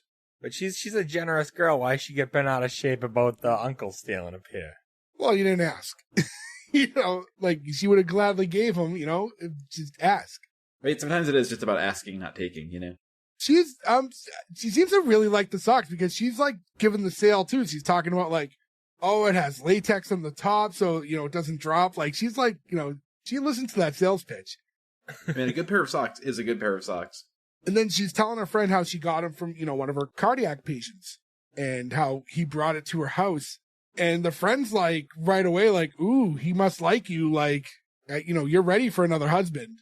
And one with a weak heart, even better. I thought that was funny. And then she's like, well, what does he do? He's like, oh, he makes socks. Oh, he sews like a woman? That was a line I wasn't expecting. She's like, no, it's his business. And then she's like, so a businessman is trying to court you? Like, he's like, no, he's not trying to court me. She's trying to tell him, like, again, the friend's like, this guy likes you.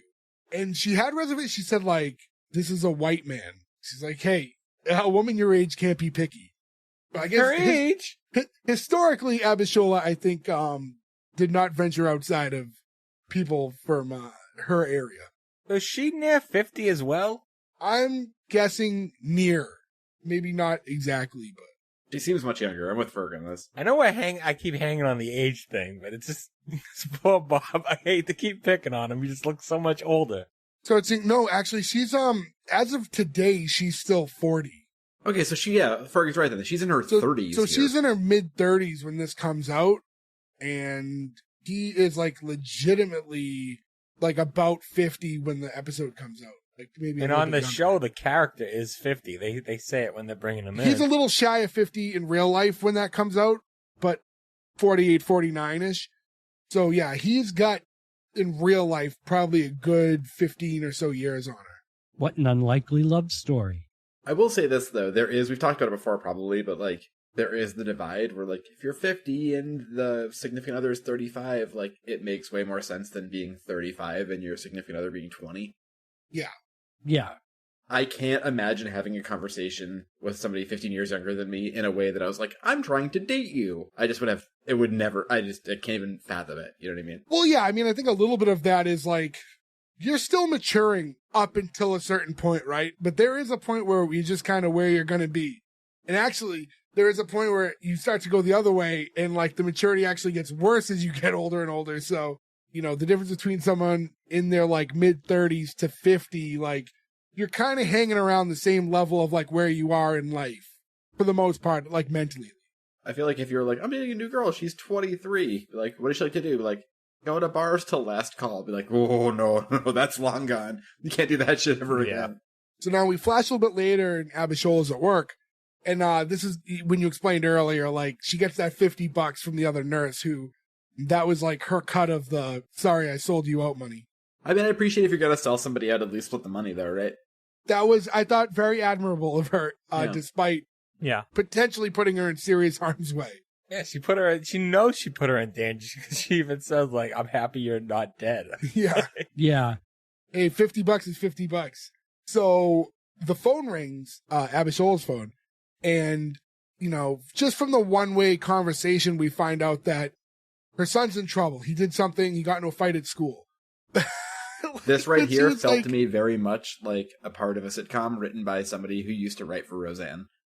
How many episodes of Roseanne have a scene where, hello, I gotta leave work. I gotta leave Rod Bell's. DJ's in the principal's office. Like, that's such a... I think that happened in the pilot. I think it did. She had to leave. Yeah. She had to go Your to the daughter school. barks. We all bark. Like, it's in so many episodes of Roseanne. And Roseanne is one of the greatest sitcoms of all time. When Abishola is saying, are you sure there's not another Dele Babatunde Adebambo in the school? And, like, honestly is asking because she doesn't think her son got in the fight. I love that she's being genuine, and I love that you were genuinely trying to say it. I said it, not as fast as I'd like to, but I said it. Should try and say it 3 times as fast, Jay. Then you'll summon him. I couldn't say it 1 time slow. Like, you want me to say it 3 times fast? But no, and I mean, I like how they address some of the cultural stuff with, like, these light jokes, you know what I mean? Nothing too major. It's just kind of, because, like, even that one, like, that's one of those jokes where it's not written as, it's a joke, but it's not, you know, she's not delivering it like a joke. She's honestly saying it, but, like, the absurdity of it is what makes it funny. I honestly do feel, though, like you mentioned earlier, there's, like, you know, Chuck Lorre saw racism, he wanted to sort of go after that. This is a very interesting way to do it, where you're like, make people be lovable and make it be something that's on TV that people everywhere will watch. You might make some people just be like, this is funny, I get it. You know what I mean? Like, it's a very interesting, disarming way to go about it, and I think that they do a very good job in the pilot of addressing it. Yeah, he does do an excellent job, because it could easily go the other way with, like, say, for an example, we watched Big Bang Theory, which he tried to do the same thing, but I always compared it to, it's like, they're in a zoo, and it's like, oh, look at the nerds. It's like, It could have been this way with, like, foreign people. But he showed how, like, sweet they are, and it's, like, charming. Like, it wins you over.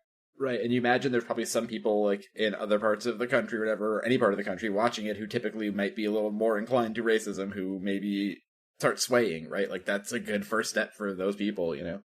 What I liked here, too, is in the next scene, we see Abishola's now in the principal's office with the mother of the other kid from the fight. And we find out that the other kid said some unfortunate words, as the principal said to him. And in this case, we find out that he said something somewhat racist to him, but the other kid is also black, and it's addressed that way. And I thought it was a really kind of smart way to do that, too, because we're addressing racism in the episode. We're doing it with a different, like, another kid who's also black. So it's coming from a totally different perspective, and it just kind of makes you think of it in a different way. It's like a cultural thing more than a color of the skin thing. Because in this case, like, you have, like, one kid who's just born and raised in Detroit versus, like, the kid who is actually from Africa who moved over here. Yeah. And you get the, like, stressing out white principal who's like, I have no idea how to handle the situation without this it's going sideways super on me. Uncomfortable, because how do you address it? Because what was it, Ferg, that the kid called the son? The Jungle something. Jungle Book? Yeah, the Jungle Book. No, so listen, it's kind of uncomfortable even to say, but no one wants to say it for the sake of the story. Yeah, so the kid calls Abishola's son Jungle Bitch, and they You had fury on that bitch. Well, Jungle bitch. Well, that wasn't my intent. I apologize. But I liked how Abishola addressed it after, because she's the one, like, she looks at the other mother and she's like, so your son, who I assume is the same color as you, uses a racist word on my son? Like, how is that possible? Like, I kind of like she's like almost like genuinely asking, like, why would you do that? You know? And again, I just think it was a very smart way to tackle like a racist issue on this show. You also get a different side of her too, because you find out that he threw a chair at the kid when he called him that. Yes. And her retort to that is like, call me a jungle bitch and see how fast I throw a chair at you. Right, And you're like, oh shit. Also very Roseanne. And you know what? It's funny because in a way, I kind of feel like by the person on the other side of the fight also being black, not that it makes the racism part okay, but it took a little bit of that heaviness and sting out of it too, where like I feel like if it was like a white kid who said it to him, like it would have felt a little too much for the first episode. It would have been real heavy. It would have felt a little too much, and you know, they're tackling a heavy issue, but it doesn't have that like same weight to it that it could have had. So that would have been when things just be like a very special episode of right, and you can't do that on the pilot. We said that with other pilots where it's like too much too early, and if it was cast differently, who was the other kid? It could have been, but this somehow made it work. As heavy of an issue as it was, it worked. Yeah, it's obviously not a subject that is in the writer's room easy to get into. So, I mean, I do think they did. I think they, you know, not to tip the cap here, or tip the hat here, but like they did a lot of things the right way. And I just feel like now that we've done so many episodes of shows now, we know how you could have done it the wrong way too. Yeah. And it's pretty easy to do it the wrong way and just like really fuck it up. And I just think they're like pretty far away from fucking it up. They just did a really good job with all of this because it's a touchy subject. It's an interesting plot. Like it could have gone wrong, and I think they did a pretty good job. I think this is Chuck Lorre. Yeah, you think? To be honest, do you think this is just like an experienced person making a show? Like, yeah, someone's done it so long. He's been doing it so long, and like we said earlier, it was kind of the ethos of this show. So, as a sitcom veteran, as a writing veteran, he's been around the block a bunch of times. So he knows how to. I would think that he would know too much too soon because he's done so many successful shows over the years. You know what's crazy with all the shows he's done? No show is similar to it, like one another. Like Roseanne is like middle class, like low to middle class, like white trash family trying to get it to work. Big Bang Theory, they're a bunch of nerds. Nothing feels like he's trying to recreate something he's already done. He doesn't have a formula, is what I'm trying to say. Yeah. That other mother wants, if it was, Deli? Deli? I think we're going with Deli. She wants him to get suspended for throwing the chair. And Abishola, again, it's weird because I think in this like this literal, logical way that her brain works is like, well, my son gets better grades, so he shouldn't be getting in trouble. Like it doesn't quite work that way. No. But, you know, it's very like, you know, your son Calvin, like, what grades does he get? It's like, that's not important. She's like, well, one of these two boys is going to be a doctor, and I'll give you a clue. It's not your Calvin. Burn. It is funny, too, like you said, we've mentioned a bunch, but she's so literal that when she says something like that, you know she very much means it. I heard, like, the problem is Calvin keeps hanging out with his racist tiger all the time, so now he just says mean things. He just started peeing on all the trucks in the parking lot for some reason. Keeps peeing on all these sports signs. Now we see Abishola and her son walking out of the school. Is Calvin and Hobbes public domain? No, it's not 100 years old. Definitely not yet. Okay, so I'm wondering, how did they get all the signs of him peeing? Illegal. They're bootleg. Because those aren't legal, yeah. You're like, none of that's legal. Oh, so we couldn't do like an S1E1 he peeing on us, right? I mean, we could. We could. Wait, you said peeing on us? Like, why would you want that? Our logo. Why would you want an anti-S1E1 merch? Like, This guy's starting the S2E2 podcast, and he wants to get a head start on marketing. Listen, there's got to be people that like us, people that don't like us, and then we can play both sides of the coin. So our new thing will be green light and pissed on. And if they get canceled, Galvin pees Well, on it. it could be like our individual cartoon characters. Like you could have them peeing on me. Let's okay, let's take this to the next group meeting. I do agree, though. If you make anti-merch and pro-merch, I would just say one of the funniest things ever is New Jack had his pictures signed by other wrestlers who were baby faces that said, like, I hate New Jack with, like, a cross on him, and then they would sell them, and then they would split the money. Like, you split the pool, you gotta get both sides of the fence. I think Limp Bizkit used to be the ones who made the Limp Bizkit Sucks shirts, too. Yes. Yeah. Smart. I remember there was a guy during the 2016 election that was selling outside of a polling place Hillary pins. And then people walking by and that were clearly maybe not voting for her. And he went, "Oh, not your candidate," and literally flipped the board and it was Trump pins. And he went, "How about this?" And I went, "Wow, dude, that's just smart. That's just smart. That could be us. We could have like an anti and Get them coming, get them going." Yeah. Just think. Right. So anyways, Abishola and her son are walking out of the school, and during this, she's explaining to him, like, you know, he was suspended for 3 days. He's going to spend the entirety of that cleaning the house from top to bottom and getting all his homework done. And when he finishes all that, she's going to give him additional work. But also says to him, "But I think you should join the track team." He's like, "Really?" Like, yeah, because one day you're going to throw a chair at the wrong person. You're going to need to be able to run for your life. And I thought that was just kind of a weird resolve to the track issue. Her just That's flipping. gotta be what was cut. There has to have been a subplot of her like being like, "Oh, he's been aggressive. He needs something to get it out." Or her coworkers telling her that she should let the kid play sports or something like that. But because it was never addressed again. There had to have been like some other conversation that happened. Only we had the other 2 minutes. Well, it was like, kid wants to be on the track team. You say no, he needs to focus on his academics. Then he gets in trouble and he's rewarded with the opportunity to be on the track team. Like, it's missing something there for sure. the other kid should have been the track star, and she wants him to be able to run and take his glory. So now we cut to later on, and we see Abishola at work again, and they're trying to revive a patient. Again, a little heavy here. Yeah, I thought so too. Usually you don't see somebody die on a pilot episode of a sitcom. It's a little do on much. Scrubs. That's true. Yeah, they're trying to revive this guy. You know, they got the defibrillator on him, all this stuff, and doctor's very quick to call it. And he's like, that's enough. He's like, time of death, 5:47, throws his gloves on the floor and leaves the room. And you go, what the? Okay. Also, this doctor looked so much like Stephen King that I was like confused for a second. I was like, did they get a Stephen King cameo?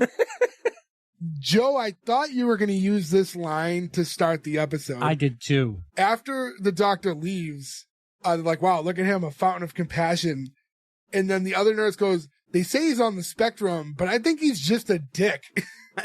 Peeling it back, this was one of my options, but everybody jumped in this week and I wasn't able to do an opening line. I was going to say, did he even do one? Oh, you didn't even open with anything. I always do an opening and a closing, but everybody dove in on my spot today and I just let it ride.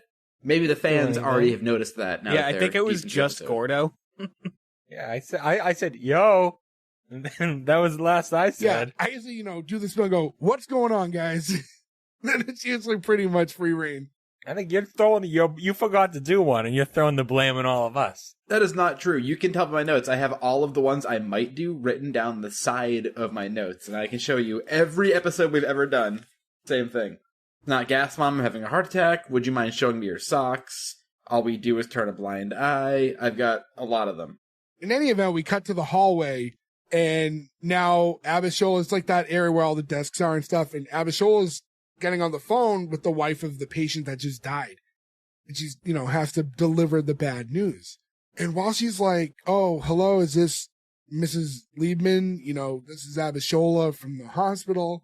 And I'm really sorry to inform you that. And as she's going through this, Bob shows up. And he's just like, hey, who needs leg hugs? And has all these socks. He says, whose leg needs a hug? Which is a fucking weird thing to say. I feel so bad because he pops up so happy. He's so happy. He hasn't seen her. He's been trying to see her again. He comes in with so much glee. I was so worried she was going to snap at him. Well, he's not picking up on any cues that she's on the phone. First off, like, at least let her finish the phone call, but he keeps talking. He's like, look, I got you more socks, like the spring colors and all this stuff.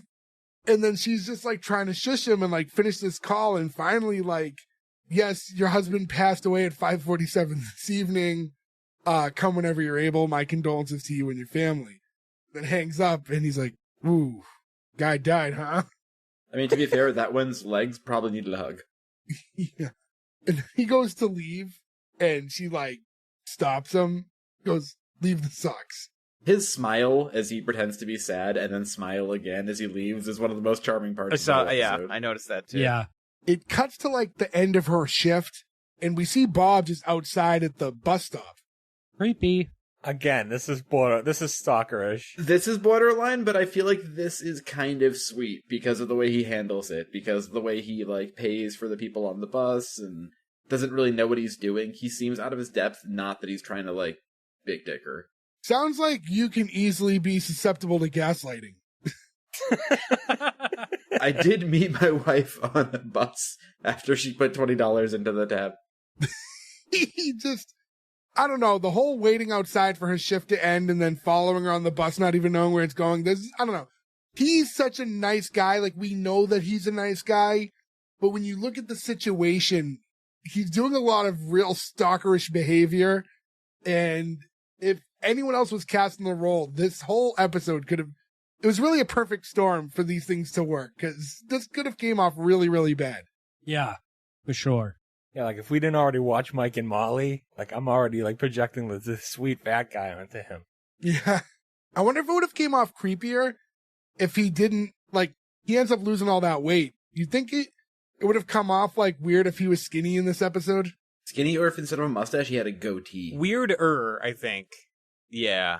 Just, I don't know, like, the fat implies, like, a little bit jolly, right? Innocence. Like, yeah, exactly. Yeah, there's never been a fat stalker before. Yeah, never. Yeah, to be fair, like, I'm pretty sure Ed Kemper fits the same description. Ed Kemper literally cut his mother's head off and had sex with her head, and he was a very large man.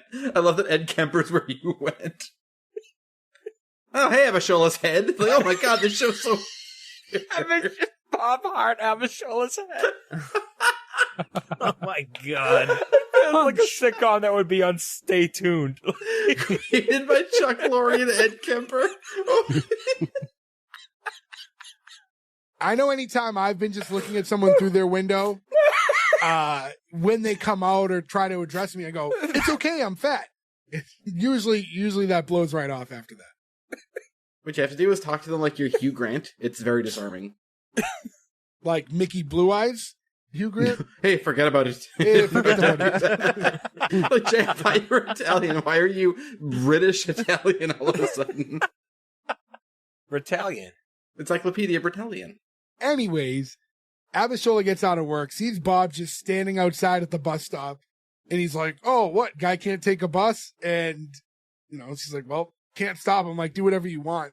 And then he's like, come on, you can't tell me you didn't feel something special when you sang to me on the toilet. It's like, at this point, I know, like, there was that joke in the line, but I'm like, like, now you're going, like, you didn't feel feelings? Like, there wasn't enough there. He jumps into being very direct after beating around the bush for a while, and it's out of nowhere. Well, I mean, how long can the courting process be? It's been like a day. Longer than this is the answer. Long. He finds out just now where she's from. That's meaning that the courting process has not been long enough so far. I like when he gets on the bus and he's like, oh, nice, the roomie. Like, I thought there'd be more weirdos. And she's like, you are the weirdo. That's not true. I've taken 1,000 buses, and I would happily have a Bob or an Abishola near me compared to some of the people I've sat next to. Her friend gets on the bus, the one that she rode up with. I don't know if it was the same day or the day before, whatever. It must have been the day before, because she gives her some of those socks. And when she finds out, like, oh, who's this? And Abishola, like, holds up the pair of socks to be like, oh, this is the sock guy? Like, hey. Like, she was like, like, all right. Like, I see what you're doing. He's wearing my socks. Yeah, and then when she sits down, socks. he notices the socks on her, and he gets very excited. And that was the conclusion of the episode, was just him noticing that the friend had his socks on. I thought some got, with the length, and then it ending there, I thought something got cut off. Me too. I thought it was going to be Bob at the very end of the bus stop, like the guy being like, that's the last bus of the night, and him like trying to get an Uber home or something. Like I thought they'd do like a little thing where he's super far away, but I thought this was going to have at least like one of those little post scenes or something afterwards, because we were so low on time, but it just kind of ended. That was it. that would have been a cool tie-in if he was in a cab on the way home and it was the cab driver. Was it Ranjit from How I Met Your Brother? And he was like, she's wearing my socks. Like that would have been a nice little like sitcom fun tie-in. Again, that was the conclusion of the episode. I don't really have, I thought where the show was fairly popular, like, it's still running. It's in this final season right now. Final season. I thought it would have like a lot more like information and facts around it, but there really wasn't too much I saw when I was trying to read up on it. Yeah, I usually have pretty extensive sort of notes to pull up for stuff, but yeah, just not a lot. I mean, we touched on everything pretty much. Yeah. Creator, why he created it, and he's got a big back catalog. And yeah, who's in it, what it's about.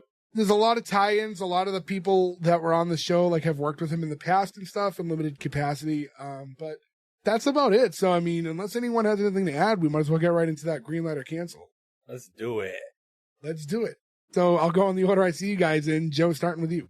I was sad originally to do this show because for some reason we chose this as like the show we always used as a joke. I think mainly because of the title. Anything with such a different, weird title is easy to kind of constantly use. And I guess we really can't use that joke anymore. But I did find this show delightful. I surprised myself. Sometimes it happens. You watch a show and you're like, I really enjoy this. I will actually watch all of this. I didn't think going into this I'd want to watch more than one episode of this show. But I think it's very well written, not surprisingly when you find out who's behind it. Well acted. It's sweet. It's funny. And I really appreciate the sort of idea behind everything. I genuinely laughed out loud. I laughed out loud a lot at a show that starts with a fart joke. That gives a lot of credence to me thinking a show is funny or worthwhile. I'm surprised I like it, but I really did. It's a green light. Berg. Yeah, I just want to point out that this isn't the first time you've laughed at a fart joke. It's happening more and more. I think you're converting. I don't think that's going to happen. It's happening. He's converting to Pootyism. Anyway, I owe both Bob and Abishola an apology because it has been a long-going joke of us mocking this show, as Joe said. You know, this show warmed my black heart. Like, I was so into it. And I guess I watched it before. I didn't enjoy it that much. Maybe it's from doing this show and seeing so many sitcoms. But we discussed it in the episode. This show does basically everything right. And it's sweet. Bob's funny. Their relationship is funny. Not relationship, because they're not together yet, but their whole courting process is funny. And just everything. Green light from me. Nick. Yeah, I can't say too much that wouldn't be repeating what Joe and Ferg have already said. They really do everything right. It's just a really good, it's a feel good show. And like, I really want to keep watching. Like, I can't wait to go watch the second episode of this show and just kind of binge it. And like, this is going to be a really good, like, nighttime show, I think, to just like plow through. Great cast, great writing. Obviously, we talked ad nauseum almost about Chuck Lorre, but he knows what he's doing. And it shows in a show like this. Yeah, green light. It's a pretty easy green light, maybe one of the easier ones. Gordo. Yeah, I'm not gonna rock the boat here. Gordo Hearts, Bob Hearts, Abishola. Yeah, I mean, the chemistry between all of these actors are on point. The writing's on point. It's sweet. It's feel good. And, you know, we made jokes about it, and, you know, now we did it, and lo and behold, it's a good show. It is probably, I'm gonna guess, gonna get the green light from us. So, you know, green light from Gordo. Well, I'll say, mathematically, regardless of my vote, you don't have to guess. You were 4 already. So yes, it was a green light. Yeah, listen, this was a joke for a really long time. This was something that I'd seen in the background, maybe like my mom watches the show, like I've seen her watch it, but I never paid attention. I don't know how the show goes from this moment forward, but as far as I'm concerned with this pilot, it was a great episode. I don't want to just repeat everything you guys said. It was just very enjoyable, very simple, wholesome show. I do want to apologize to Gordo because earlier on we mentioned that there was a fart joke, but like there was an audible fart in a scene, and I don't feel like we properly gave Gordo the opportunity to express how much he enjoyed that. So my apologies on that behalf. But congratulations to Bob Hearts Abishola. 5 out of 5. Shocked, honestly shocked. And you know surprised. What? Listen, well, the point of our show. Cavemen got like 4 out of 5, right? 3, I think like 3. It got 3. Oh, it did. Okay. 3, but then Nick later said he would have flipped it. But I think, as far as our show goes, I mean, that's kind of the point, right? Like, we're watching a show and actually giving it a chance. And I think the more we've done this, like, I don't want to call myself an expert on this at this point, but we've done a lot of them. I'm an expert. So, and Ferg's an expert and he's on the show. But, having watched all these shows, I mean, like, we know what's good and what's bad about shows now. So even if the premise isn't necessarily something that would have hooked us originally, when you actually give a show a shot and watch it, and we know what we like and don't like about sitcoms pretty well at this point. It's pretty established the more we analyze them, and you see a show like this and it just kind of hit, and it did everything right. And again, I don't know what the future of the show is like. It could be dog shit. It could be good the whole way across. But as far as I'm concerned, congratulations, Bob Hearts Abishola, 5 out of 5. You'll live on to see another new episode. Thank you again to everyone who listened to us. Thank you for everyone who's been around since day one. Thank you to everyone who's just catching up with us now. 3 years of this show. It's been really awesome and fun to do this, and we plan on doing it for a while longer. So thank you. Catch us again next week when we have another episode for you. But until then, thank you. Goodbye. I think we got the best Bob Hearts Abishola's head.